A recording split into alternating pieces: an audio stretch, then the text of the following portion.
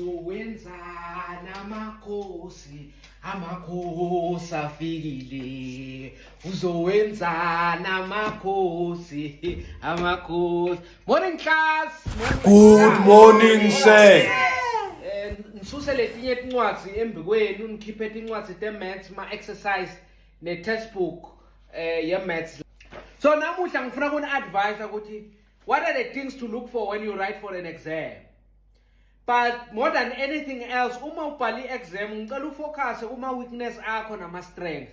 Ungaqali ngequestion emayelana ne-chapter beyikuhlula kwaseklasini. You know ukuthi ama-functions bewakushaya kusukela January sawa-revisa for i-June exam asolo akushaya awukase wathola 100% ku-class work kuma-functions. So ungaqali ngema-functions umuntu obhala i-trial. Secondly, uma ubhale exam ku-maths most of the time it's impossible ukuthi ungacetha wonke ema-questions. Qala ngalawa lo confident ngawo. Yabona njenge-Kaizer Chiefs. I-Kaizer Chiefs siyathi ukuthi ku-right back si-strong. That's why sihlasela nge-right back most of the time. So siyenzile i-trigonometry. Trigonometry is all about knowing how to use your calculator as well as knowing angles. You need to know angles on a deeper level the way I taught you in class. So ngifuna lento leyo ihlale la ngcondweni ute ubhale i-final exam. Ake sikhulume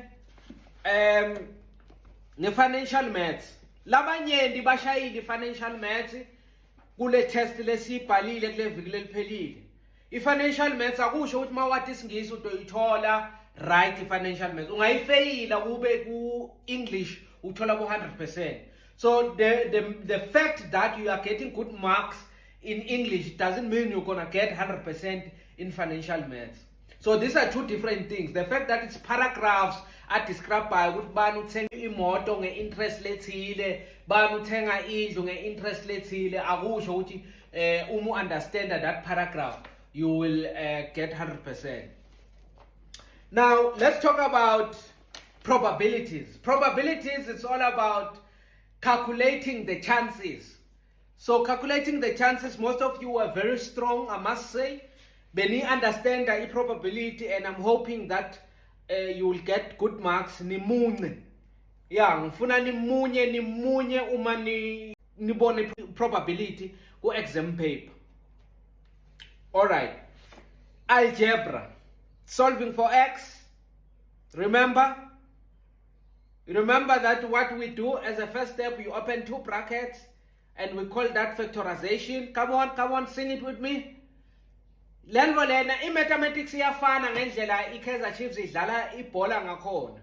If unga understand i-formula, if unga understand your strongest point and your weakness point, angeke uyiphase i-math. So please, ngiyathemba bakhona abafeva i-Kaizer Chiefs la classini ake ngibone ngetandla. I am impressed. Laba favor Orlando Pirates. Oh no, kabe ngithembeni mabhakaniya. All right, can I see our favor Sundowns? Kanze ngibumbatana wona ngibona wanilandzela. Nitoba nenkinga ngoba ukuphasa i-maths and following soccer, they go hand in hand. It's all about using your mind, strategy, as well as capitalizing on your what? On your strong points. Let's say together. Capitalize on your strong points. Thank you very much. Namuhla ngeke sifunde okuningi kakhulu ngobe i-Chiefs iwinile kule weekend esibuya kiyo. So njengoba i-Chiefs iwinile, angeke ngisolo mina nginike ama-homework nginigcilata ngoba ngiyanithanda. Nginendani? Uyasithanda. So that's all what we are going to do today. Just preparing maths, study guide ye-maths, textbook ye-maths, ma-exercise ni-revise. Mina ngitobe nje ngimakha laba lengingakhonanga bamakhela last week. So ake sibe sijabule singagcilati kuyi-Monday ngoba i-Chiefs yendeni Iwinile.